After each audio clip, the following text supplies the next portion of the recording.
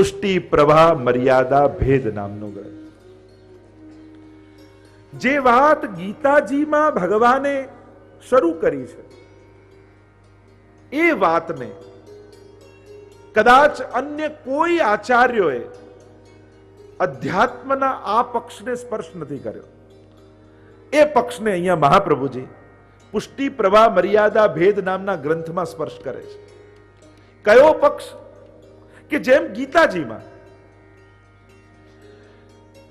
જીવ કર્મ કરે છે એની વાત આવી, પણ ભગવાને ધ્યાનથી જો તમે ગીતાજીનું અધ્યયન કરશો તો ગીતાજીમાં કર્મની પ્રધાનતા કરતા એની પ્રકૃતિની પ્રધાનતા આપી છે. ગીતાજીમાં ભગવાન કહે છે કે મનુષ્ય પ્રકૃતિને આધીન થઈ કર્મ કરવા માટે પ્રેરાય છે. તો કર્મ કરવામાં મૂળમાં છે એની પ્રકૃતિ. તમને આ જ રંગ ગમે છે તો કોઈ પૂછે તમને લાલ રંગ જ કેમ ગમે છે, તો તમે એનું શું કારણ આપો? તમને ગળ્યું ભાવે છે તો કોઈ એમ કે તમને ગળ્યું જ કેમ ભાવે, એનું શું કારણ આપો? તમને આવો વ્યક્તિ ગમે છે, તમારો આવો સ્વભાવ છે તો આવો જ સ્વભાવ કેમ છે, એનું તમે શું કારણ આપી શકો? તમે એમ કહો બસ મને ગમે છે. એટલે કે એનું કારણ ભગવાન આપે છે કે ભગવાને તને ઘડ્યો છે આવો, તારી આવી પ્રકૃતિ છે. એ સાત્વિક પ્રકૃતિ છે, રાજસ પ્રકૃતિ છે કે તામસ પ્રકૃતિ છે? અને ગીતાજીમાં તો હમણાં એને હું વિસ્તાર નથી કરતો, ગીતાજીમાં તો આખો વિસ્તાર આપ્યો કે તામસ પ્રકૃતિ વાળાને શું ગમે, એના લક્ષણ કેવા હોય, રાજસ પ્રકૃતિ વાળો કેવો હોય, સાત્વિક પ્રકૃતિ વાળો કેવો હોય, અને પછી એ કરતા કરતા નિર્ગુણ કેવો હોય. ત્રણેય ગુણોથી પર ઉઠવાની વાત ત્યાં કરી છે. જેમ આયુર્વેદ હોય ને એમાં પણ શરીરની પ્રકૃતિ હોય કે વાત, પિત્ત અને કફ, અને આખી એની પ્રકૃતિને જોઈને એની દવા કરવામાં આવે. નાડી તપાસે તો નાડી પરીક્ષણમાં શું હોય કે 8 પ્રકારથી નાડી ચાલતી હોય, એની ચાલ હોય, જુદા જુદા પ્રકારની ચાલ, કે સિંહની જેમ કે આગળ જઈને પાછી આવતી હોય, કે અનેક અનેક એના ચાલ કહ્યા છે કે 8 પ્રકારની ચાલ નાડીની. એના પરથી ખબર પડે કે ક્યાં તકલીફ છે, શેની તકલીફ છે, વાતની, પિત્તની કે કફની. જેમ વાત પ્રધાન હોય તો એના કોઈક લક્ષણ હોય એના શરીરના, અને એ પ્રકારે એનું બોડી કામ કરતું હોય. પિત્ત પ્રધાન હોય તો એ પ્રકારે એનું બોડી કામ કરતું હોય, કફ પ્રધાન હોય તો એ પ્રકારનું કામ કરતું હોય. તો આ થયા શરીરના ગુણો. એ રીતે છે જીવાત્માના લક્ષણો. આ જીવ કયા તત્વ પ્રધાન છે? તામસ પ્રધાન છે, રાજસ પ્રધાન છે કે સત્વ પ્રધાન છે? એટલે તમે દુનિયામાં જોશો ને તો દુનિયામાં જુદા જુદા પ્રકારના લોકો તમને દેખાશે. અને અત્યારે એક ખોટી મહેનત દુનિયા કરી રહી છે, બધાને એક કરી નાખો, બધા એક વિચારે, બધાને એક ભાવે, બધાને એક વસ્તુ ગમે. આ સંભવ જ નથી, કારણ કે વૈવિધ્ય એ ભગવાનનું જ સર્જન છે. દુનિયાનું આ જ સૌંદર્ય છે જે આપણે પરાણે મથામણ કરીએ છીએ ને બધાને એક કરવાની, અને એનાથી જ વિખવાદો વધે છે. દુનિયામાં શાંતિ લાવવા માટે બધાને એક કરવાની જરૂર નથી. દુનિયામાં શાંતિ લાવવા માટે એ વિચારધારાની જરૂર છે કે મારા કરતા બીજો કોઈ જુદો હોઈ શકે છે. બસ આ વિચારનો સ્વીકાર જો બધા કરી લે તો શાંતિ આવે, કે મારાથી કોઈ જુદું હોઈ શકે છે, મારાથી જુદું કંઈક ભાવી શકે છે, મારાથી કોઈ જુદું વિચારી શકે છે. પોતાનાથી જુદાપણાનો સ્વીકાર આ જ એકતાનો મંત્ર છે. અને એ દુનિયાની વાત હોય કે એ ઘરની વાત હોય કે પરિવારની વાત હોય. 21મી સદીનો આપણે કહીએ મોડર્ન માણસ, તો મોડર્ન કોને કહેવાય? જેને મોબાઈલ વાપરતા આવડે એને, જેને કોમ્પ્યુટર વાપરતા આવડે એને, જેને ટીવી વાપરતા આવડે એને મોડર્ન કહેવાય. મોડર્ન એને કહેવાય. 21મી સદીનો માણસ એને કહેવાય કે જે મોટું મન રાખી પોતાના કરતા જુદા વિચારોને પણ ખેલદિલીથી સ્વીકારી શકે, એ મોડર્ન વ્યક્તિ છે. શું એટલા મોડર્ન આપણે થયા છીએ કે ઘરમાં આપણા કરતા કોઈ જુદું વાત કે, અરે જુદું વિચારનારો આપણો દુશ્મન ન થઈ જાય. જુદું બોલનારો કે આપણો દુશ્મન નથી, એનો વિચાર જુદો છે, કારણ કે એની પ્રકૃતિ જુદી છે. આજે હોસ્પિટલમાં 5 બાળકો એક સાથે પેદા થયા હોય, ડોક્ટર પાસે ચેક કરાવો તો બધાના બોડી પાર્ટ સેમ ફંક્શન કરતા હોય, છતાંય કોઈ બાળક હસમુખું થાય, કોઈ ક્રોધી થાય, કોઈ લોભી થાય, કોઈ કંજૂસ થાય, કોઈ ઉદાર થાય. આ જુદી જુદી પ્રકૃતિ ક્યાંથી આવે છે? ગીતાજીમાં ભગવાન એનું કારણ કહે છે કે એ કર્મ કરતા કરતા પ્રકૃતિને ધારણ કરે અને પ્રકૃતિ જેવી આવે એવા પ્રમાણે કર્મ કરે. તો આ જે ગીતાની વાત હતી એ જીવની વાત હતી. તો એ રીતે મહાપ્રભુજી અહીંયા ભક્તની વાત કરે છે કે ભક્તને ભગવાન ઘડે છે. આ જે જુદા જુદા જીવો છે ને એ આવા કેમ છે? કારણ કે ભગવાને એને બનાવ્યા છે જેવા, એટલા માટે. બસ આવો જ ભગવાને એને બનાવ્યો છે એ વાતને સ્વીકારી લેશો ને તો મનમાંથી ક્લેશ જતો રહેશે. કારણ ક્લેશ કેમ થાય છે? આને કેમ કરી મારી મચડી મારા જેવો કરી નાખો. બસ આ જે ખોટી મહેનત છે ને, હા, સ્વભાવમાં રહેલા દોષોને ઉત્તમ વિચારથી દુર્વિચારોને કાઢીને સદવિચારોમાં કરાય. તમે એનો સ્વભાવ બદલવા મહેનત કરો પણ એના પ્રકૃતિને બદલી નથી શકતા. એના વિચારોને કદાચ ઉત્તમ કરી શકો છો પણ ઉત્તમ વિચાર કરતા કરતા ક્યાંક પ્રકૃતિ તો નડી જ જાય છે. જુઓ ને, મોટા મોટા સંતો, મહાત્માઓ, મહાપુરુષો, નેતાઓ બધાના જીવન ચરિત્રમાં જોઈ લો કે તમે ભક્તોના ચરિત્રમાં જોઈ લો, 84-252 જોઈ લો. ભલે આવા મોટા ભગવદી થયા પણ ક્યાંક એની પ્રકૃતિ આગળ આવી ગઈ અને ત્યાં ક્યાંક અપરાધ આદિ થયો. એ વાર્તા પ્રસંગમાં તો ઘણા ચરિત્ર છે. એટલે આ પુષ્ટિ, પ્રવાહ, મર્યાદા, ભેદ એક વિલક્ષણ ગ્રંથ છે. એમ તો 25.5 શ્લોકમાં મહાપ્રભુજી આખું વિશ્લેષણ કર્યું છે પણ હું તમને આ ગ્રંથ થોડું સંક્ષિપ્તમાં સમજાવીશ, કારણ કે એક એક શ્લોક લેવા જઈશ આ ધોળપત પણ એટલે ગવડાવવા પડે છે કે બધું ગળે ઉતરી જાય. નહીં તો આમાં આ ગ્રંથોમાં કાંઈ ધોળપત આવે એવું નથી. પણ આ બહુ પછી કઠિન કઠિન શાસ્ત્રોક્ત વાત આવે, બ્રહ્મ, જીવ, જગત ને માયા, એટલે લોકોને એમ થવા લાગે કે આ બધું ક્યારે આપણી વાત કે ક્યારે સેવાની વાત કે આ બધી વાત ચર્ચા આવે એટલે એકાદ ધોળ આવે એટલે બધું આ બુદ્ધિમાં હોય ને અંદર હૃદયમાં પહોંચી જાય. તો પુષ્ટિ, પ્રવાહ, મર્યાદા, ભેદ નામનો ગ્રંથ મહાપ્રભુજીએ કોઈને નિમિત્ત બનાવીને આ ગ્રંથ નથી લખ્યો. અને થોડુંક આ ગ્રંથનું અધ્યયન કરો તો આ ગ્રંથ ક્યાંક અધૂરો છે એવું લાગે, સંપૂર્ણ ગ્રંથ પ્રાપ્ત નથી. ઘણીવાર સંશોધનો આના ઉપર થયા પણ સંપૂર્ણ નથી. આ ક્યાંક અધૂરો ગ્રંથ છે, ક્યાંક એના પાછળના શ્લોકો નથી પ્રાપ્ત થતા. શ્રી વલ્લભના શ્રીઅંગ રૂપ 16 ગ્રંથ છે, એટલે દક્ષિણ ભુજા એ આ અંગ છે. 4 ટીકાઓ એના ઉપર પ્રાપ્ત છે, શ્રી ગોકુલનાથજીની, રઘુનાથજીની, કલ્યાણરાયજીની અને પિતાંબરજીની. આ 4 આચાર્યો એના પર ટીકા લખી છે. ટીકા એટલે વ્યાખ્યાઓ.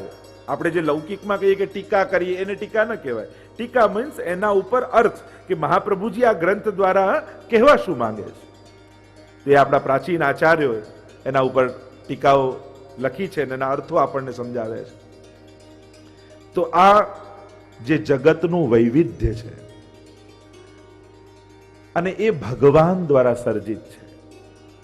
પ્રભુએ જ વિવિધતાનું સર્જન આ જગતમાં કરેલું છે અને એટલા માટે દુનિયા એક થઈ જાય ને બધું. અરે ઘરના 5માં જ કેટલું જુદું જુદું હોય. કોઈને રીંગણનું શાક ભાવે, કોઈને બટાકાનું ભાવે, કોઈને પૂરી ભાવે, કોઈ રોટલી ભાવે. સહજમાં વૈવિધ્ય છે જ અને આ રહેવાનું જ. અને જુદાપણું જ જગતનું સૌંદર્ય છે જે ઈશ્વર નિર્મિત છે. અને એટલા માટે જે ભગવાનને પ્રેમ કરે એ ભગવાનની રચનાને પણ પ્રેમ કરે. જો શ્રી વલ્લભને જે પ્રેમ કરતા હશે ને એ વલ્લભના ગ્રંથોને પ્રેમ કરશે, ઠાકોરજીને પ્રેમ કરશે, વલ્લભ કુલમાં સ્નેહ હશે, વૈષ્ણવમાં સ્નેહ હશે, કારણ કે વલ્લભીઓ છે. વલ્લભમાં દ્રઢ શ્રદ્ધા થઈ તો જેટલું વલ્લભ તત્વ છે એ બધામાં સહજ પ્રેમ થવાનો. તો પ્રવેશ કરીએ આ ગ્રંથમાં. એક બે શ્લોક લઈશ ને પછી તમને એનો આખો સાર સમજાવીશ. પ્રથમ શ્લોકમાં ભાગવતજીના 3ય સ્કંદ સાથે જે આપણે સમાનતા એની કરી હતી, કારણ કે પ્રથમ 2 સ્કંદ તો અધિકાર લીલા છે, સાધન લીલા છે, અને પછી સર્ગ લીલા, સર્જનમ સર્ગ. ભાગવતજીમાં આવે છે ને કે ભગવાન કેવું વૈવિધ્યપૂર્ણ સર્જન કરે છે, બંધ સૃષ્ટિ, મુક્ત સૃષ્ટિ. એ રીતે જ ગીતાજીમાં પણ દ્વૌ ભૂત સર્ગો લોકેસ્મિન દૈવ આસુર એવ ચ. એ મહાપ્રભુજી એનું પ્રમાણ ગીતાજીનું આપશે, કારણ કે 16 ગ્રંથ તો મેં પહેલા જ કહ્યું ને, વેદ, બ્રહ્મસૂત્ર, ગીતા અને ભાગવત, આ ચારેયનો સાર એ 16 ગ્રંથ છે. તો અહીંયા મહાપ્રભુજી ગીતાજીના પ્રમાણ આપી આપીને વાત કરશે. તો પહેલા શ્લોકમાં મહાપ્રભુજી આજ્ઞા કરે, પુષ્ટિ પ્રવાહ મર્યાદા વિશેષેણ પૃથક પૃથક જીવદેહ ક્રિયા ભેદૈ પ્રવાહેણ ફલેન ચ વક્ષ્યામિ સર્વ સંદેહા ન ભવિષ્યન્તિ યશ્રુતે ભક્તિ માર્ગસ્ય તન્ના પુષ્ટિરસ્તિ નિશ્ચય. મહાપ્રભુજી માર્ગભેદ, સર્ગભેદ અને ફલભેદ, આ ત્રણેયના ભેદની ચર્ચા કરશે. અને ભેદ એટલે ભાગલા નહીં માનવા, વૈવિધ્ય માનવા. ભગવાનની સર્જનમાં વૈવિધ્યતાનો આનંદ માણવો, વિરોધાભાસ નહીં જોવું, વૈવિધ્ય જોવું. કે ભગવાનના સર્જનમાં સતત વૈવિધ્ય છે. તો આ ત્રણેયની ચર્ચા અહીંયા પુષ્ટિ પ્રવાહ મર્યાદા ભેદ નામના ગ્રંથમાં મહાપ્રભુજી કરશે. સૌથી પહેલા માર્ગ ભેદ બતાવશે, કે જે પહેલા શ્લોકમાં વાત કરી, પુષ્ટિ પ્રવાહ મર્યાદા વિશેષેણ પૃથક પૃથક. આ ત્રણ માર્ગના ભેદ, પુષ્ટિ માર્ગ, મર્યાદા માર્ગ અને પ્રવાહી માર્ગ. સર્ગ ભેદ, કે આ ત્રણ પ્રકારના માર્ગ છે, તો ત્રણ પ્રકારના સર્જન છે. કે ભગવાન એ માર્ગ ઉપર ચાલનારા જીવોને ભગવાન જ પોતે એવા બનાવીને ભૂતલ પર મોકલે છે. અને એમાં પુષ્ટિ જીવ પ્રગટ કરે, મર્યાદા જીવ પ્રભુ પ્રગટ કરે અને પ્રવાહી જીવ પ્રગટ કરે. આ ત્રણેય જુદા પ્રકારના છે જ, એટલે એને જુદાપણાનો સ્વીકાર કરી જ લેવો. કોઈ મર્યાદા માર્ગી જીવ હશે અને તમે ગમે તેટલી પ્રભુ સેવાની વાત કરો, પણ એના મસ્તકમાં બેસશે જ નહીં. એને સાધનમાં જ રુચિ રહેશે, એને વ્રત ઉપવાસ તીર્થાદિમાં જ રુચિ રહેશે, એને ભગવત સેવામાં રુચિ જ નહીં પ્રગટે. કોઈ પ્રવાહ માર્ગી પ્રવાહી જીવ હશે, એ સંસાર આસક્ત જ હશે. તમે એને ગમે તેટલો કથામાં બોલાવો, ગમે તેટલો સેવામાં બોલાવો, પણ એનું મન સંસારમાં જ લાગ્યા કરશે. કારણ કે ભગવાને એને સંસાર માટે જ બનાવેલો છે. અને ભગવાને જેના માટે એને બનાવ્યો હોય ને, એને એમાં જ સહજ રુચિ જાગે છે. તો માર્ગ ભેદ, સર્ગ ભેદ, સર્જનનો ભેદ, અને જેવો વ્યક્તિ છે એવો ફલ ભેદ. જે માર્ગ પર ચાલે એ ફલની પ્રાપ્તિ એને થાય. તો આ ત્રણેય પ્રકારના ભેદની વાત અહીંયા મહાપ્રભુજી કરે છે. થોડુંક ધ્યાન આપીને સાંભળજો, એટલે ધીમે ધીમે રસ જાગશે. પ્રવાહ, પુષ્ટિ, પ્રવાહ, મર્યાદા ભેદ, આ ત્રણેય ભેદની ચર્ચા છે. તો એ ભેદ કેવા પ્રકારના છે? તો કે 5 ભેદની વાત એમનામાં આવે છે. જીવ દેહ ક્રિયા ભેદૈ પ્રવાહેણ ફલેન ચ. તો આ માર્ગ અનુસાર પુષ્ટિ, પ્રવાહ અને મર્યાદા, 3 માર્ગ અનુસાર એમના 5 ભેદની ચર્ચા કરી. સ્વરૂપ ભેદ, એમનો દેહનો ભેદ, ત્યાં સુધી મહાપ્રભુ શરીર પણ, ભગવાન એમનું શરીર પણ એવું જ ઘડે છે, એમનું સ્વરૂપ એવું ઘડે છે, એમની રુચિ એવી ઘડે છે. એટલે કે સહજ ભગવાન એના ચિત્તમાં એવો જ ઇન્ટરેસ્ટ આપીને મોકલે, એને એમાં જ રસ આવે, એની રુચિ જ એવી હોય. ચોથું એનો વ્યવહાર ભેદ, એનો વ્યવહાર પણ એવો હોય. અને પાંચમું એને મળવામાં જે ફળનો ભેદ છે, જે માર્ગ ઉપર ચાલ્યા હોય એ ફળની એને પ્રાપ્તિ થાય. તો આમ આવા જુદા જુદા પ્રકારના ભેદ કયા છે. અને મહાપ્રભુજી આજ્ઞા કરે છે કે વક્ષ્યામિ સર્વ સંદેહા ન ભવિષ્યંતિ યચ્છુતે, કે આ સાંભળવાથી સર્વ પ્રકારના સંદેહો દૂર થઈ જશે. ઘણી વાર આપણને થતું આને આટલું સમજાવું તોય ઠાકોરજીમાં ભાવ નથી થતો. અને આટલું સેવાનું કરવાનું કહીએ છતાંય બહારનું બધું કામ કરીએ, આપણે ઠાકોરજી આગળ 5 મિનિટે ન બેસે. ઘણા એવા હોય, આને તો ઠાકોરજીની સેવામાં જ આસક્તિ છે. જો ને આને માળા કરવાનું કહો તો ગમે, ઠાકોરજીની ફૂલની માળા કરવી હોય, સામગ્રી કરવી હોય, શિંગાર કરવા હોય, સ્નાન કરાવવા તો એવો આનંદ આવે. પણ આને ઉપવાસ કરવાનું કહીએ તો આને રસ જ નથી આવતો. આને એમ કહી કે ચાલને આટલા બેસીને પાઠ કરીએ તો આને રુચિ જ ન પ્રગટ થાય. આને એમ કે ચાલે તીર્થ યાત્રા કરવા જઈએ તો કાંઈ ને કાંઈ બહાનું કાઢીને આવે જ નહીં, પણ સેવા કરવામાં બહુ આનંદ આવે. તો આવા જુદા જુદા રુચિવાળા, ભલે ને આપણે ભક્તિ માર્ગમાં જ છીએ, ઠાકોરજીની સેવા જ કરીએ છીએ, ધાર્મિક જ માણસ હોય, પણ એમાંય કેવા જુદા જુદા રુચિના ભેદ હોય છે.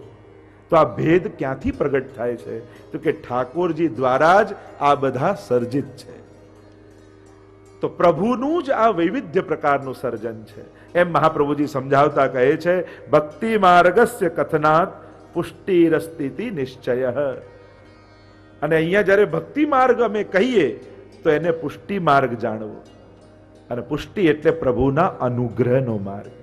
એટલે કે તમને ઠાકોરજીએ પુષ્ટિ ભક્તિથી સમૃદ્ધ કરીને આ ભૂતલ પર મોકલ્યા છે, તો એમાં આપણું કોઈ પુણ્ય કે આપણી કોઈ સાધના નથી. આ ઠાકોરજીની આપણા ઉપર અહેતુકી કૃપા છે કે આપણને પ્રભુને સ્વરૂપાસક્તિ કરીને ભૂતલ પર મોકલ્યા છે, સ્વરૂપાનંદમાં રુચિ પ્રગટાવીને ભૂતલ પર મોકલ્યા છે કે આપણને આનંદ આવે છે ભગવત સેવામાં. આ ઠાકોરજીનો વિશેષ આપણા પર કૃપા છે. અને એટલા માટે આ ભેદ અહીંયા મહાપ્રભુજી આપણને સમજાવે છે. આગળ મહાપ્રભુજી અનેક પ્રકારથી આ ભેદની વાત સમજાવે છે.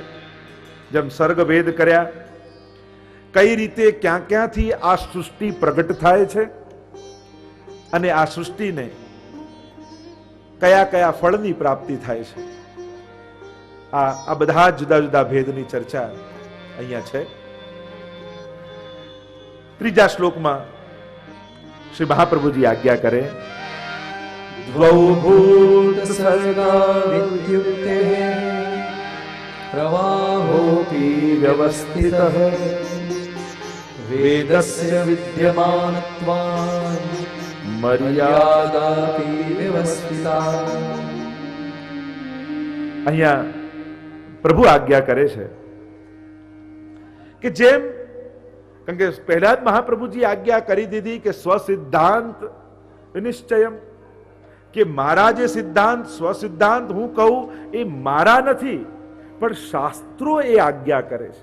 મારો કોઈ જુદો વિચાર નથી, મારો કોઈ જુદો પંથ નથી, મારો કોઈ જુદો માર્ગ નથી, પણ વેદ, બ્રહ્મસૂત્ર, ભગવદ્ ગીતા અને ભાગવતજી જે મૂળ રૂપે કહી રહ્યા છે એ જ મારો સિદ્ધાંત જાણો. એટલે મારો મત કોઈ અશાસ્ત્રોક્ત યા મનોકલ્પિત મત નથી યા સિદ્ધાંત નથી, શાસ્ત્રોના મૂળ મત મારો મત છે. અને એટલા માટે આ પુષ્ટિ પ્રવાહ મર્યાદા ભેદ ગ્રંથને ગ્રંથ પ્રમાણ આપતા ગીતાજીનું પ્રમાણ અહીંયા મહાપ્રભુજી આપે છે. અને ગીતાજીમાં જેમ 16મા અધ્યાયના 6થા શ્લોકમાં સ્વયં ભગવાન પોતે આજ્ઞા કરે છે કે દ્વૌ ભૂત સર્ગૌ લોકેસ્મિન, અને દૈવ આસુર એવ ચ, જે વાત ગીતાજીમાં કરી કે આ ભૂતલ ઉપર, આ જગતમાં બે પ્રકારની સૃષ્ટિનું મેં સર્જન કર્યું છે. એમ ગીતાજીમાં ભગવાને કહ્યું. કઈ બે સૃષ્ટિ? કે દૈવી અને બીજી આસુરી. એક વસ્તુ યાદ રાખજો, દુનિયામાં ક્યારે બધા જ સુધરી જવાના નથી, અને આ દુનિયામાં ક્યારે બધા જ બગડી પણ જવાના નથી. કારણ કે દૈવી અને આસુરી બે પ્રકારની સૃષ્ટિ ભગવાને જ રચી છે, અને એ જે ભગવાને રચી છે એ લોકો એ પ્રમાણે જ આગળ વધે છે. તો આ બે પ્રકારની સૃષ્ટિની ચર્ચા કરી અને ચોથા શ્લોકમાં મહાપ્રભુજી આજ્ઞા કરે છે, કશ્ચિદેવ ભક્તો હિ યો મદ્ભક્ત ઇતિ રણા સર્વોત્કૃષ્ટકથના પુષ્ટિરસ્તિ નિશ્ચય. ભક્તની વાત ગીતાજીમાં કરી, યો મદ ભક્ત સમે પ્રિય, એટલે અહીંયા મહાપ્રભુજી એને કોટ કરે છે, યો મદ ભક્ત. તો જે ગીતાજીના 12મા અધ્યાયમાં એ ભક્ત મને પ્રિય છે, એમ ભગવાન જે બધે જ કહે છે એ ભક્તનો ઉત્કર્ષ ભગવાને કહ્યો છે. અને એવો ઉત્કર્ષ આ પુષ્ટિ માર્ગમાં નિશ્ચિત થવાનો છે. કે જે પુષ્ટિ જીવ છે એ પ્રભુને અતિ પ્રિય છે. અને હવે આગળ મહાપ્રભુજી જુદા જુદા જે ભેદની વાત મેં કરી હતી, જે માર્ગ ભેદ હોય, સર્ગ ભેદ હોય કે ફલ ભેદ હોય, આ ત્રણેયની ચર્ચા કરવામાં આવી. જો તમને આ આખા ગ્રંથના સાર રૂપે તમને સમજાય એ રીતે જો વાત કરું, કારણ કે એક એક શ્લોક લેવા જઈશ તો કદાચ તમને કઠિન લાગશે અને સમજવું કદાચ અઘરું લાગશે, તો સરળ ભાષામાં સમજાવવાની કોશિશ કરીશ. અને આ જે બાલબોધ ને સિદ્ધાંત મુક્તિ આપનું સમજાવું છું ને, એ સરળમાં સરળ ભાષામાં સમજાવવાની કોશિશ કરું છું. બાકી જાતે વાંચી જોજો તો ખબર પડશે. કારણ કે મહાપ્રભુજીની વાક પતેની વાણી છે, એ કઈ સીધી સાદી સરળ ના હોય. તદુક્તમ અપી દુર્બોધમ, પણ એમની કૃપા થાય તો સરળતામાં સમજાય. તો અહીંયા આ વાતને સમજાવતા આપણે સરળતાથી સમજવાનો પ્રયાસ કરીએ. તો જેમ દ્વૌ ભૂત સર્ગૌ લોકેસ્મિન, ગીતાજીનું પહેલું મૂળ ગીતાજીમાં જઈએ કે ગીતાજીમાં ભગવાને કહ્યું કે બે પ્રકારની સૃષ્ટિનું મેં સર્જન કર્યું, દૈવ આસુર એવચ, દૈવી અને આસુરી. આ બે પ્રકારે મુખ્ય સૃષ્ટિ થઈ. હવે દૈવી સૃષ્ટિના અહીંયા ભેદ બતાવ્યા કે જેઓ શાંત મોક્ષના અધિકારી છે, તો મુખ્ય બે ભેદ આ જીવોના. આસુરીમાં પ્રવાહી ગયા, પુષ્ટિ, પ્રવાહ અને મર્યાદા, આ ત્રણ પ્રકારની સૃષ્ટિ ઠાકોરજીએ પ્રગટ કરી છે. દૈવી સૃષ્ટિમાં પુષ્ટિ અને મર્યાદા માર્ગ, પુષ્ટિ અને મર્યાદા જીવો આવ્યા, અને આસુરી સૃષ્ટિમાં પ્રવાહી જીવો આવ્યા. તો દૈવીમાં બે પ્રકારના જીવોને પ્રગટ કર્યા, પુષ્ટિ અને મર્યાદા. આસુરી સૃષ્ટિમાં એક પ્રકારના જીવોને પ્રગટ કર્યા, એ છે પ્રવાહી. પુષ્ટિ, પ્રવાહ, મર્યાદા ભેદ, ત્રણ પ્રકારના ભક્તોની ચર્ચા. હવે પુષ્ટિમાં, પુષ્ટિ ભક્તો કોને કહેવાય? તો એના લક્ષણ બતાવ્યા કે જે પ્રભુમાં અનન્ય આસક્ત હોય એ પુષ્ટિ જીવ છે. એ ક્યાંથી પ્રગટ થયા? તો આગળ એના શ્લોકો આપણે લઈશું. અમુક શ્લોકો, બે ત્રણ શ્લોકોની ચર્ચા કરીશું કે પુષ્ટિ કાયેન નિશ્ચય. આ પુષ્ટિ જીવોનું પ્રાગટ્ય સ્વયં શ્રી મહાપ્રભુજી આજ્ઞા કરે છે. જો શ્લોકોને પ્રમાણ જોતા જોતા કરીએ તો 9મા શ્લોકમાં મહાપ્રભુજી આજ્ઞા કરી છે કે આ ત્રણેય પ્રકારની સૃષ્ટિ, કારણ કે બધા જ ભગવાનના અંશ છે, ભગવાન દ્વારા જ પ્રગટ થયા છે, પણ શેમાંથી પ્રગટ થયા? દૈવી પુષ્ટિ સૃષ્ટિ ક્યાંથી પ્રગટ થઈ, મર્યાદા સૃષ્ટિ ક્યાંથી પ્રગટ થઈ, અને પ્રવાહી સૃષ્ટિ ક્યાંથી પ્રગટ થઈ? તો એ વાતને સમજાવતા 9મા શ્લોકમાં મહાપ્રભુજી આજ્ઞા કરે, ઈચ્છા માત્રેણ મનસા પ્રવાહમ સૃષ્ટવાન હરિ, વચસા વેદ માર્ગમ હિ પુષ્ટિ કાયેન નિશ્ચય. મહાપ્રભુજી સમજાવે, મનસા, મનથી, ઈચ્છા માત્રેણ મનસા, ઈચ્છા માત્રથી ઠાકોરજીએ પ્રવાહી સૃષ્ટિને પ્રગટ કરી. અને જે એમ કે મારા તો મનમાં આવે એ કરું, સમજી લેવું ભગવાનના મનમાંથી પ્રગટ થયો છે. ઈચ્છા માત્રેણ મનસા, ઈચ્છાથી આ સૃષ્ટિ પ્રગટ થઈ. પ્રવાહમ સૃષ્ટવાન હરિ, વચસા વેદ માર્ગમ હિ, અને પ્રભુની વાણીમાંથી વેદ માર્ગ પર ચાલનારી મર્યાદા સૃષ્ટિ પ્રગટ થઈ. કે જેને વેદમાં બતાવેલા યજ્ઞ, યાગાદિ, સાધન, તીર્થ, વ્રત, સંયમ, આ બધામાં જેમાં રસ છે, ધર્મના સાધનોમાં જેને રસ છે, એ મર્યાદા માર્ગી જીવ છે. અને પુષ્ટિ કાયેન નિશ્ચય, જેને પ્રભુની શ્રીઅંગની સેવામાં રસ છે, જે સ્વરૂપાનંદને પામવા આવ્યા છે, એને ઠાકોરજીએ પોતાના શ્રીઅંગમાંથી પ્રગટ કર્યા છે. પુષ્ટિ કાયેન નિશ્ચય. તો આમ ત્રણેય સૃષ્ટિનું ભગવાનમાંથી સર્જન બતાવ્યું. આ તમને આખું વર્ગીકરણ કરીને સમજાવી દો.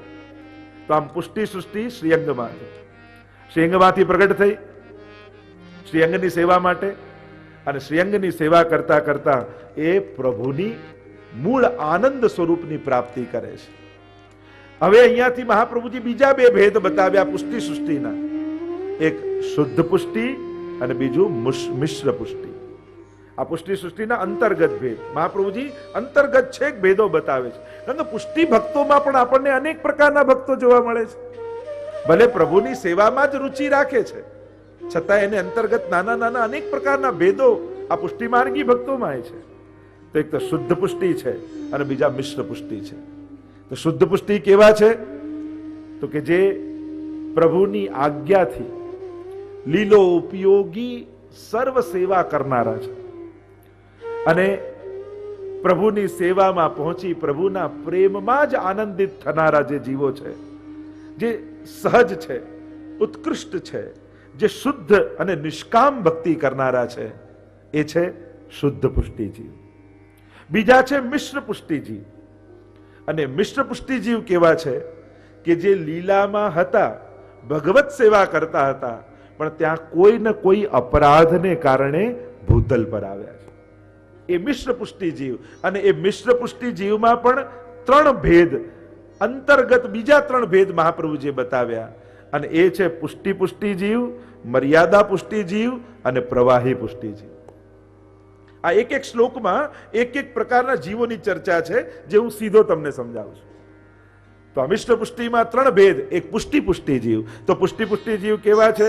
કે જે સ્વરૂપ, ગુણ, લીલા આ બધામાં આસક્ત છે અને ભગવત સેવાને જ પોતાનું કર્તવ્ય જાણી અને કરનારા જીવો છે. જે પ્રભુના રૂપ, ગુણ, લીલા આ બધાને જાણનારા છે, એ પુષ્ટિ પુષ્ટિ જીવ છે. મર્યાદા પુષ્ટિ જીવ જે કેવલ પ્રભુના ગુણને જાણે છે અને ગુણમાં આસક્ત છે. અને પ્રવાહી પુષ્ટિ જીવ જેની અંદર ક્યાંક થોડીક પ્રેમની કમી છે.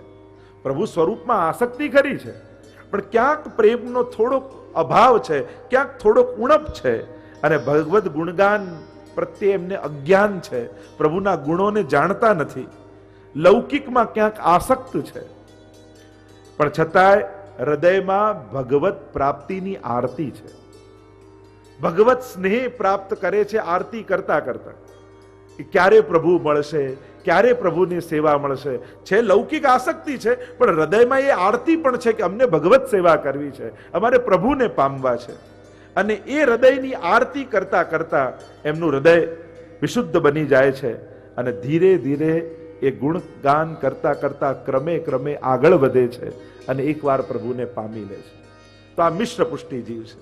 તો આમ દૈવી જીવમાંથી પુષ્ટિ અને મર્યાદા, અને પુષ્ટિ સૃષ્ટિના અંતર્ગત શુદ્ધ પુષ્ટિ, મિશ્ર પુષ્ટિ, મિશ્ર પુષ્ટિના ત્રણ અંતર્ગત ભેદ, પુષ્ટિ પુષ્ટિ, મર્યાદા પુષ્ટિ અને પ્રવાહી પુષ્ટિ. તો એ રીતે પુષ્ટિના ભેદ થયા. તો કે હવે મર્યાદા માર્ગી જીવનું શું? એ કેવા જીવો છે? તો કે આ મર્યાદા માર્ગી જીવો વેદ આજ્ઞામાં રહેનારા છે, પ્રભુની વાણીમાંથી પ્રગટ થનારા છે અને જ્ઞાન રૂપ જે વેદોક્ત ફલ બતાવ્યું છે, સત્યમ જ્ઞાન અનંતમ બ્રહ્મ, અને જ્ઞાન માર્ગે ચાલી જે જ્ઞાન માર્ગી ફલ છે એને પ્રાપ્ત કરનારા આ મર્યાદા માર્ગી જીવ છે. તો આ થયું દૈવી જીવનું વર્ગીકરણ. હવે છે આસુરી જીવનું વર્ગીકરણ. આસુરી જીવો કેવા છે? તો કે એ પ્રવાહી જીવો છે. લૌકિક પ્રવાહમાં જ એ લોકો આસક્ત છે. નથી ભગવાનમાં આસક્તિ, નથી ધર્મમાં આસક્તિ, એમને આસક્તિ છે સંસારમાં. અને ભગવાને એમને સંસાર ચલાવવા માટે જ પ્રગટ કર્યા છે. અને એટલા માટે એમને ગમે તેટલું જ્ઞાન આપવામાં આવે, એમની સંસાર આસક્તિ એમના ચિત્તમાંથી જતી નથી. એમને સંસારમાં જ રુચિ આવે છે અને એ જન્મ મરણના ચક્કરમાં પડી પુનરપી જનનમ પુનરપી મરણમ પુનરપી જનની જઠરે શયનમ, બસ આ જ સંસાર ચક્રમાં ચાલ્યા કરે છે. આ પ્રવાહી સૃષ્ટિ છે. અને આપણે જોઈએ છે સંસારમાં ઘણા એવો જીવો છે કે જેને ન ભક્તિમાં, ન દાન કર્મમાં, કોઈ સત્કર્મમાં, ન ધર્મમાં, કશામાં આસક્તિ ન હોય. એ કેવલ જગતમાં, સંસારમાં મોજ મજા કરવા જ આવ્યા હોય. અને કદાચ મોજ મજા ન હોય, જરૂર નથી કે સગવડતા હોય, વૈભવ હોય, એ જ મજા, એ જ લૌકિક આસક્ત હોય. કઈ ન હોય, ઘણીવાર એને વધારે આસક્તિ હોય. આસક્તિ સગવડતાઓ ને વૈભવ પર આધારિત હોતી નથી. આસક્તિ એની મનની વૃત્તિને કારણે હોય છે. જો ઘણીવાર ઘણા લોકોને પાપ કરવાના મોકા ન મળ્યા હોય એટલે એને કઈ પુણ્યશાળી ન કહેવાય. જીવનમાં ઘણા વ્યક્તિ એવા હોય, એને ઈચ્છા તો ઘણી હોય પણ ચાન્સ જ ન મળ્યો હોય. ઘણી વાર અમને ખબર છે કઈ રીતે મોટા થયા, નામ કર્યા, આવા ગોટાળા, એ ચોખ્ખું કે તારે કરવું હતું ને તને મોકો ના મળ્યો. તો તો ઘણા એવા પુણ્યશાળી લોકો હોય કે જેને પાપ કરવાના અવસર ન મળ્યા હોય એટલે પાપ ન કર્યા હોય. ઘણા એવા લોકો હોય જેને પાપ ન કર્યા હોય એનાથી પુણ્યશાળી ન થઈ જાય કે એને પાપ તો કરવું હોય પણ પાપ કરવાનું સાહસ એનામાં ન હોય. ઈચ્છા તો ઘણી હોય પણ સાહસ ન હોય. અરે આમ કરીશ ને લોકોને ખબર પડશે તો શું થશે ને આમ થશે, એટલે કરવું તો ઘણું હતું પણ સાહસ નહોતું. તો જેને અવસર ન મળ્યા ને જેને સાહસ નહોતું એવા વ્યક્તિને પુણ્યશાળી ન કહેવાય, એ પાપી જ કહેવાય. એને કરવું તો ઘણું હતું. તો એમ આસક્તિ એ સગવડતા ઉપર આધારિત નથી, એ વૃત્તિ ઉપર આધારિત છે. ભલે ગમે તેટલો મોટો માણસ હોય પણ એને ભગવાનમાં પ્રેમ હોય છે, એને ભાવ હોય છે. કેટલા આપણે તો જોઈએ કેવી સુંદર સેવા કરતા હોય, કેવો લાલ લડાવતા હોય. આપણને એમ લાગે કે ઠાકોરજી હજી આને ખૂબ વૈભવ આપે જેથી ખૂબ પ્રભુને લાલ લડાવી શકે. ઘણાની સેવા અને સત્કર્મ એના સત્કાર્યો જોઈને આપણને દુઆ આપવાની ઈચ્છા થાય કે અત્યારે ભલે આ ધનવાન છે, ભગવાન હજી એને ખૂબ ધન આપે. કારણ કે એના થકી કેટલા સત્કાર્યો ને કેટલા લોકોને લાભ મળે છે. આપણા આ આયોજનમાં કેટલા લોકો મનોરથી થાય તો કેટલા લોકોને એનો લાભ મળતું હોય છે. ખરેખર ઠાકોરજી તમને હજી ખૂબ વૈભવ આપે એમ આશીર્વાદ આપવાની આપણને ઈચ્છા થાય કે પ્રભુ તમારી પાસે ખૂબ કરાવે. કારણ કે ઘણાના ખિસ્સા ભરેલા હોય છે પણ એના હાથમાં પુણ્યો લખેલા ન હોય ને તો એના હાથ દાનથી વંચિત રહી જતા હોય છે. કેવલ ખિસ્સામાં ધન આવે પૂરતું નથી, પણ આપવાની ઈચ્છા ભગવાન આપે ને એના પર ઠાકોરજીની કૃપા માનજો. પૈસા માટે પરસેવો પાડીએ પણ શ્રેષ્ઠ તો એ છે કે જે પર સેવા માટે પૈસો પાડે. મોટાભાગના લોકો પૈસા માટે પરસેવો પાડે પણ જે પર સેવા માટે પૈસા પાડે એ ભક્ત ભગવાનનો કહેવાય. તો અહીંયા જે લક્ષણ બતાવે છે કે પ્રવાહી જીવના લક્ષણ, તો પ્રવાહી આવા સંસારમાં આસક્ત છે, એના મન સદાય સંસારમાં જ લોલુપ રહે છે. અને મહાપ્રભુજી એનું વર્ગીકરણ કરતા બે પ્રકારના આસુરી લોકો બતાવ્યા. એક સહજ આસુર અને બીજો અગ્ન આસુર. સહજ આસુર કેવો છે કે જે લૌકિકમાં સુખ અને દુઃખના અનુભવ કરે છે, આસક્તિ રાખે છે અને સંસારમાં ભટક્યા કરે છે. આ સહજ આસુર કે ભગવાને એને બનાવ્યો જાવો છે.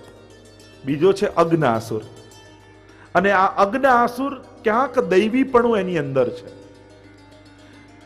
ભક્તિ માર્ગને અનુસરતો અને દેહના દંડોને ભોગવતો ક્રમે ક્રમે એની આસક્તિ ધીમે ધીમે ભગવાન નાશ કરે. અનેક સંકટોમાંથી ભગવાન એને પસાર કરે, એની ઘણી પરીક્ષાઓ કરે, પણ ઘણીવાર વિપત્તિ અનાસક્તિ આપી દેતી હોય છે. ઘણીવાર અનુકૂળતાઓ અનાસક્ત ન કરે, પણ જ્યારે સંકટ આવે ને ત્યારે બધા માટે માનતો હોય કે મારા તો આટલી ઓળખાણ ને આટલા સગા ને આટલા મોટા, પણ જ્યારે સંકટ આવે ને બધા પાસે જાય અને બધા જ હાથ ખંખેરીને ઊભા થઈ જાય ત્યારે એને સમજમાં આવે કે સાચા સગા છો શ્રીનાથજી, મારે સાચા સગા છો શ્રીનાથ. ત્યારે આ જ્ઞાન થાય. ઘણીવાર પ્રતિકૂળતાઓ સમજણ આપે છે, અનુકૂળતાઓમાં ઘણીવાર બધાવીને ઉભા રહી જતા હોય ને ત્યારે બુદ્ધિની સમજણ બીડાઈ જતી હોય છે અને વિપત્તિમાં સમજણ ખીલી જાય. અને એટલા માટે આ અગ્ન આસુર એવો છે કે ક્યાંક એને દૈવીપણું છે અને ભગવાન એને જે શાપ અપાવ્યા છે યા દંડો અપાવ્યા છે એમાંથી પસાર કરતા કરતા એ ક્રમે ક્રમે ધીમે ધીમે ભગવાનને પામી જતો હોય છે. તો અગ્ન આસુરની વાત કરી અને આમ આખું વર્ગીકરણ કરીને આપ્યું ને છેલ્લે મહાપ્રભુજી કહે કે આ દૈવી આસુરીની વાત કરી, એના વર્ગીકરણ બતાવ્યા, પણ એક વિશેષ પ્રકારના બીજા જીવો છે અને એને મહાપ્રભુજી ચરસણી જીવ કહે છે. અને આ ચરસણી જીવ કેવો છે કે જેના વિશે ખબર જ ન પડે કે આ છે ક્યાંનો. ક્યારેક થોડી વાર સેવામાંય બેસી જાય, ક્યાંક જઈને યજ્ઞમાં બેસી જાય, ક્યાંક જઈને ઉપવાસે કરી આવે, ક્યાંક જઈને એમ સંસારી જોડે બેસે તો સંસારી જેવો થઈ જાય કે આપણે ભગવાનમાં માનીએ નહીં હો, એવો છે. એટલે કે જેની જોડે બેસે એવો થઈ જાય. મહાપ્રભુજી કહે કે આવો જીવ તો સમજમાં જ નથી આવતો કે કેવો છે, એટલે મહાપ્રભુજી એને ચરસણી જીવ કહ્યો કે એવો ચમચો હોય કે એનાથી દાળે હલાવી લો ને શાકે હલાવી લો ને બધુંય હલાવી લેવાય, એ બધામાં કામ લાગી જાય.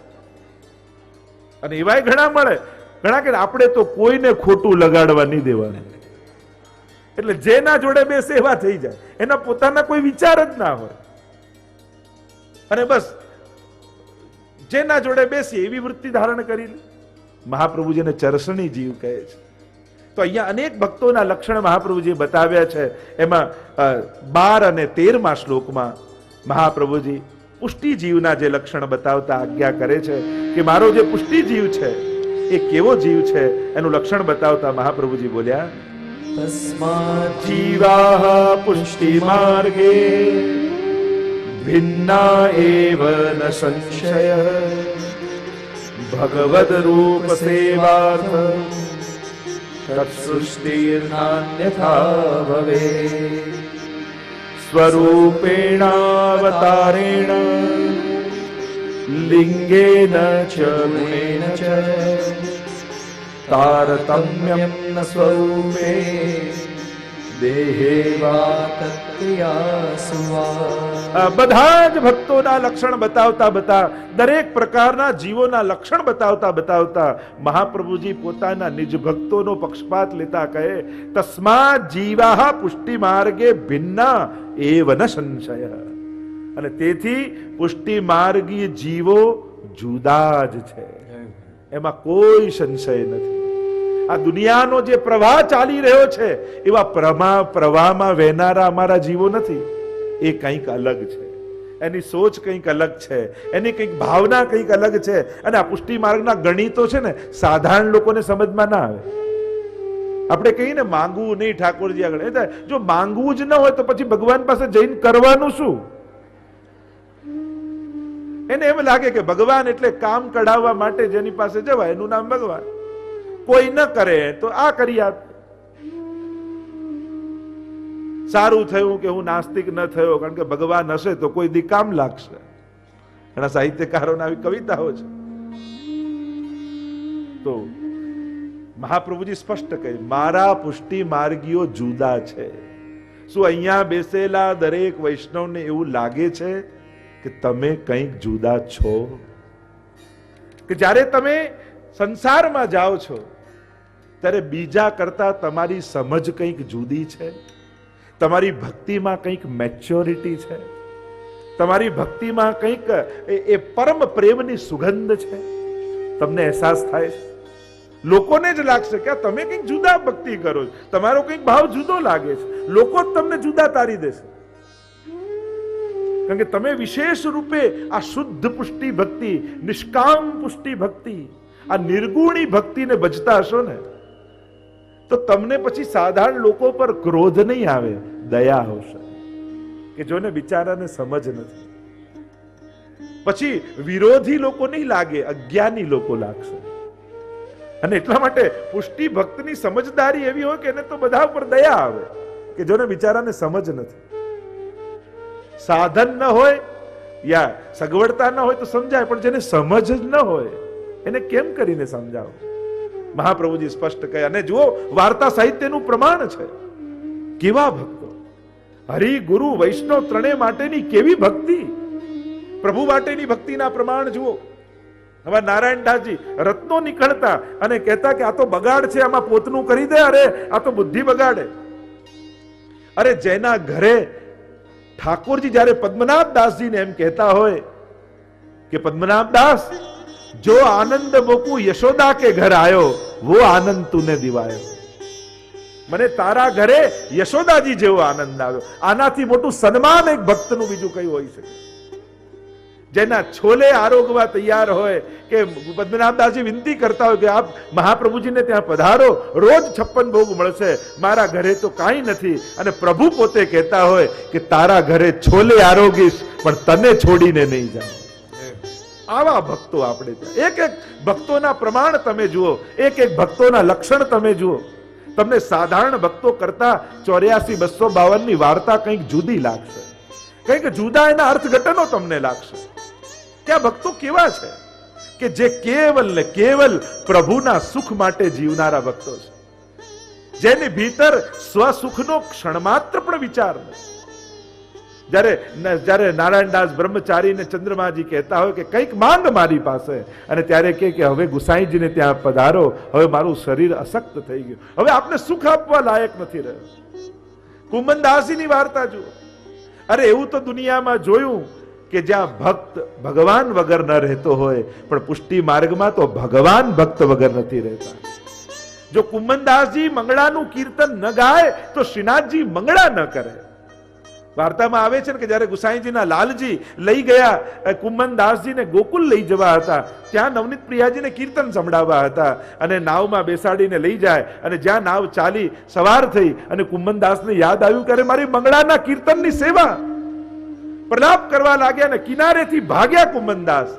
અને અહીંયા મંગળાનો તો સમય થઈ ચુક્યો છે, અને મુખિયાજી અપરસ કરીને જાય, અને ભીતર જવા જાય ત્યાં તો અપરસ છોવાઈ જાય, પાછી અપરસ કરે ને પાછી છોવાઈ જાય, પાછી અપરસ કરે ને પાછી છોવાઈ જાય. મુખિયાજીને થયું કે આ ઠાકોરજી જાગતા કેમ નથી?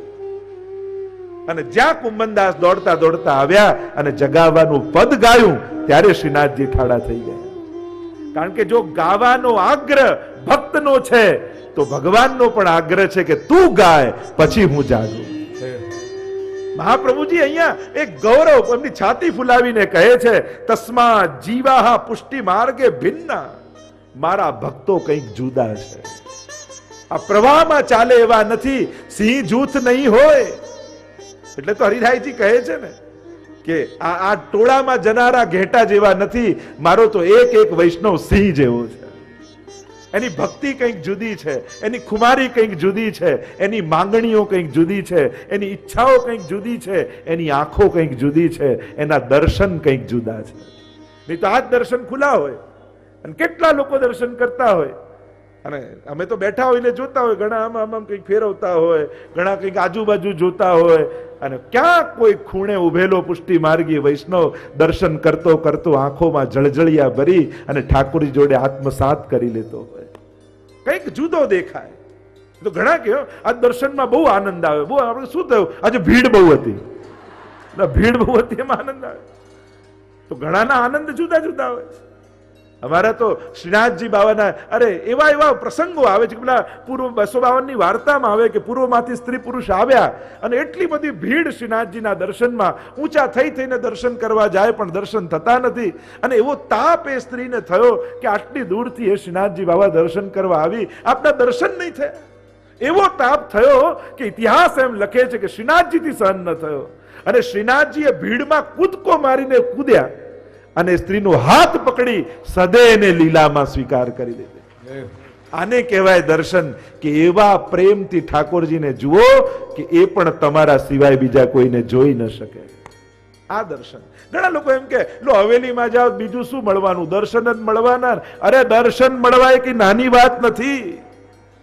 ભગવત દર્શન એ તો કેટલી મોટી વાત છે. લોકો હવેલીમાં તો દર્શન જ મળે ને બીજું શું. અરે દર્શન, ભગવત દર્શન, મોટા મોટા દેવતાઓ, ઋષિઓ, મહાપુરુષો, ભક્તો, એ વૃત્રાસુર હોય, ગોપીજનો હોય, બધાએ ભગવત દર્શનની યાચના કરી છે.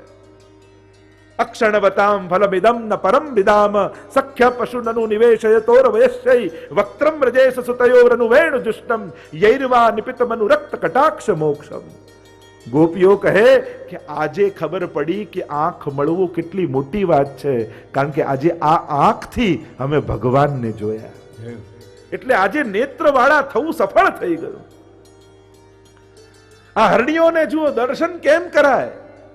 ધન્યાસ્તુ મૂઢ મતયો વિહરિણ્ય એતા યા નંદ નંદન મુપાત વિચિત્ર વેશમ આકર્ણ વર્ણ રેણુ ધનિતમ સહ કૃષ્ણ સારા પૂજામ દધુ વિરચતામ પ્રણયાવલોકૈ. વેણુગીત, ભાગવતના વેણુ ગીતમાં દર્શન કેમ કરાય હરણીઓ પાસે શીખો એમ ગોપીઓ કહે.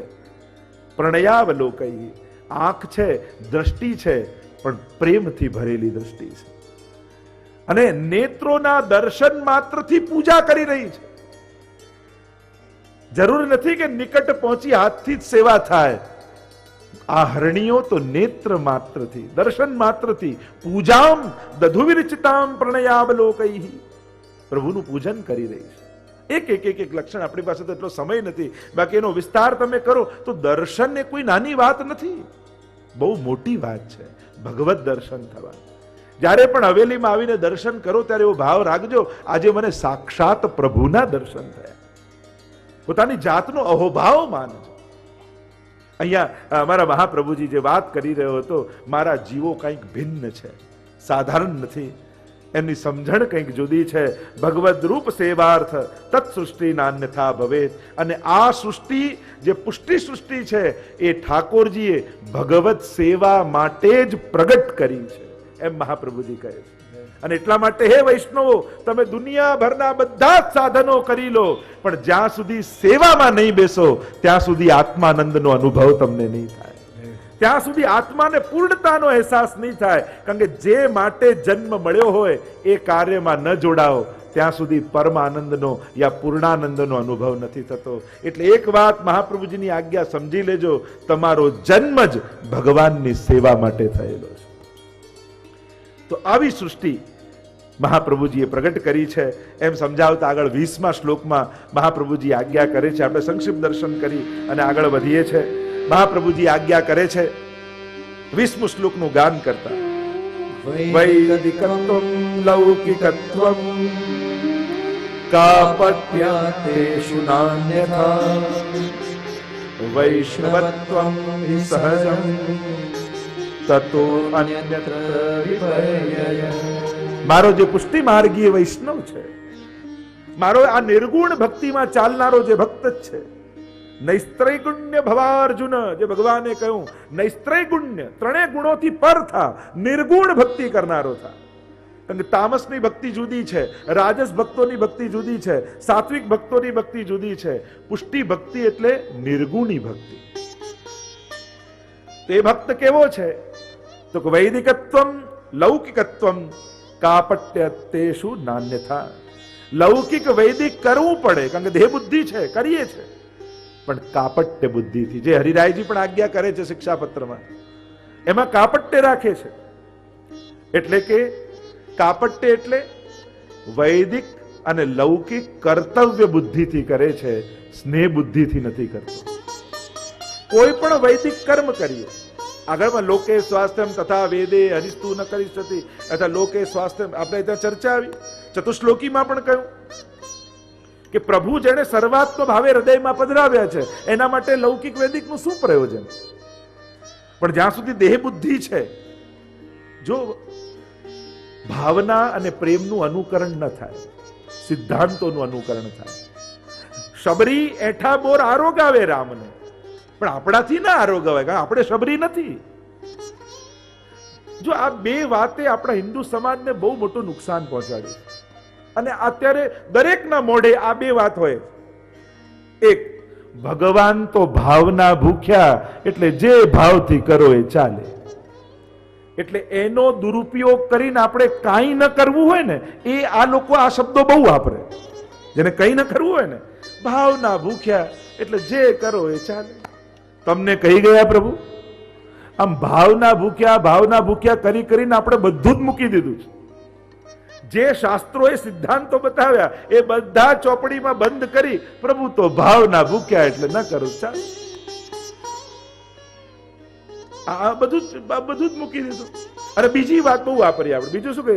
મારું દિલ ચોખ્ખું છે, પછી મારે બીજું ક્યાં કરવાની કઈ જરૂર છે?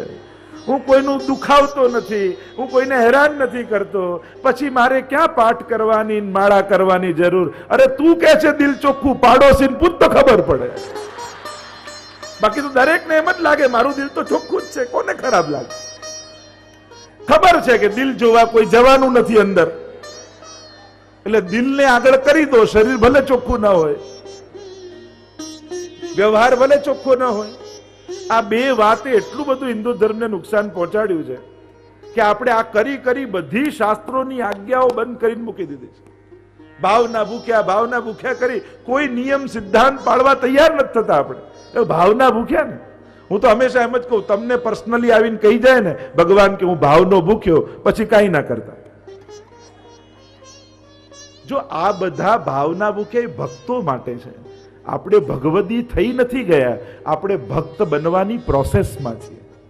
જે દિવસે ભગવદી બની જઈએ પછી કાંઈ કરવાની જરૂર નથી.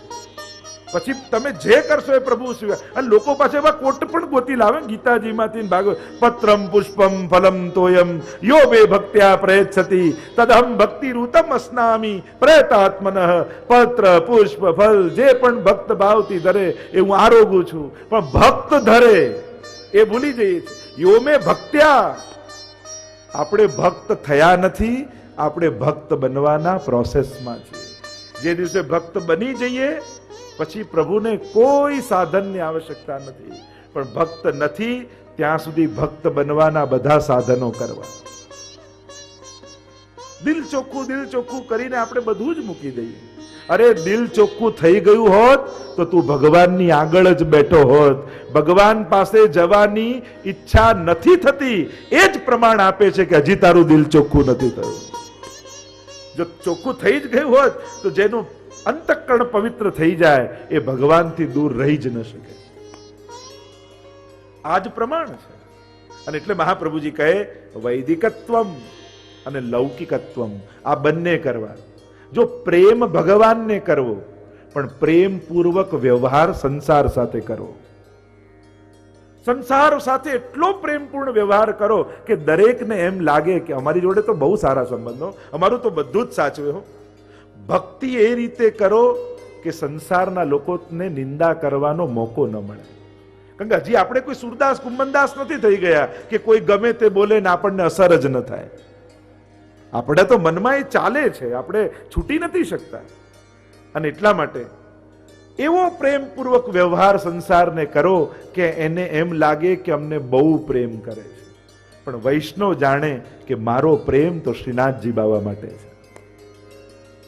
એ બધો જ પ્રેમ પ્રભુ માટે બચાવીને રાખો. એટલે સંસાર માટે બુદ્ધિ વાપરવી અને પ્રભુ માટે હૃદય વાપરવું.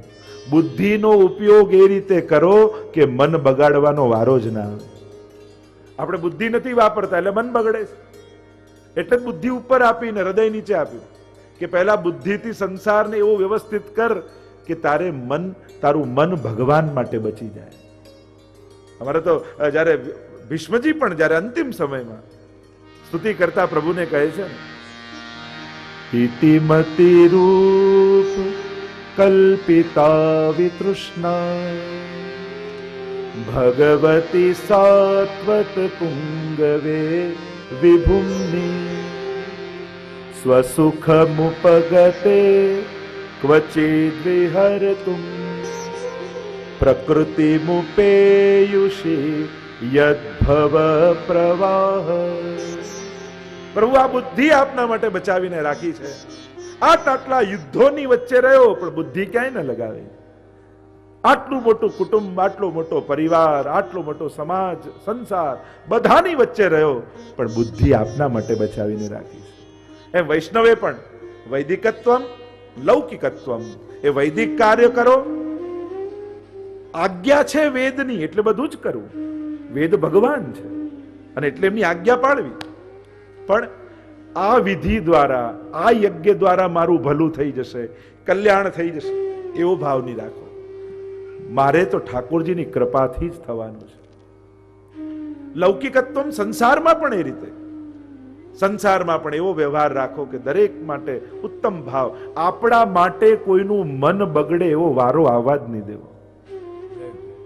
એવા સંજોગો જ ઉભા. જો વ્યવસ્થા નહીં કરવાથી અવ્યવસ્થાઓ પેદા થાય છે.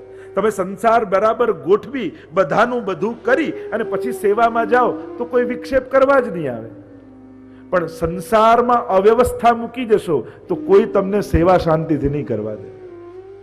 એટલે સેવામાં કોઈ વિક્ષેપ ન કરે એટલા માટે એવું સરસ સંસાર ગોઠવી દો કે સેવામાં જાઓ તો ભગવાન સિવાય કોઈને યાદ કરવાનો વારો જ ના આવે. એ રીતે સંસારની વ્યવસ્થા ગોઠવો. કારણ કે તમારી સેવાને કારણે પરિવારને ભગવાન જોડે વેર બંધાઈ જાય એવું ન કરતા. એ તો ઘણી વાર એવું થઈ જાય. જે સેવા કરતા હોય ને બધાને એમ થાય કે આ ઠાકોરજી પધરાયા ત્યારથી અમને સાચવતા નથી. અરે ઉલટાનું ઠાકોરજી પધરાવો ને ત્યારે બધાને વધારે સાચવે.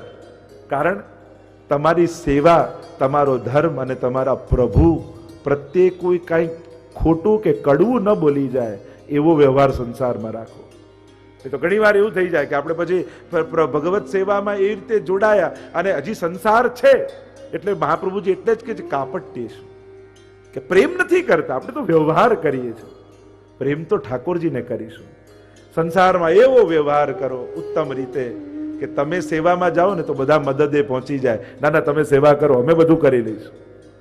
પણ ત્યાં જો વ્યવહાર ઉત્તમ ન કર્યો તો કોઈ તમને સેવાય નહીં કરવા દે. તો અહીંયા મહાપ્રભુજી આજ્ઞા કરે છે વૈષ્ણવત્વ હિ સહજમ તતો અન્યત્ર વિપર્યય. અને એટલા માટે વૈષ્ણવતા એ બહુ સહજ છે, બહુ સ્વાભાવિક છે. એનો ડોળ ન હોય, એનો દંભ ન હોય, એનો દેખાવ ન હોય, એનું પ્રદર્શન ન હોય. વૈષ્ણવતા આપણી વૃત્તિ બની જાય. પ્રવૃત્તિમાંથી એ પ્રવૃત્તિ ના રહે, એ વૃત્તિ બની જાય. સહજ વૈષ્ણવતા સ્વાભાવિક. પછી તમારી આંખો વૈષ્ણવની, તમારા કર્ણ વૈષ્ણવના, તમારી જીહ્વા વૈષ્ણવની, તમારો વ્યવહાર વૈષ્ણવનો. વૈષ્ણવતા તમારા વ્યક્તિત્વ સાથે જોડાઈ જાય.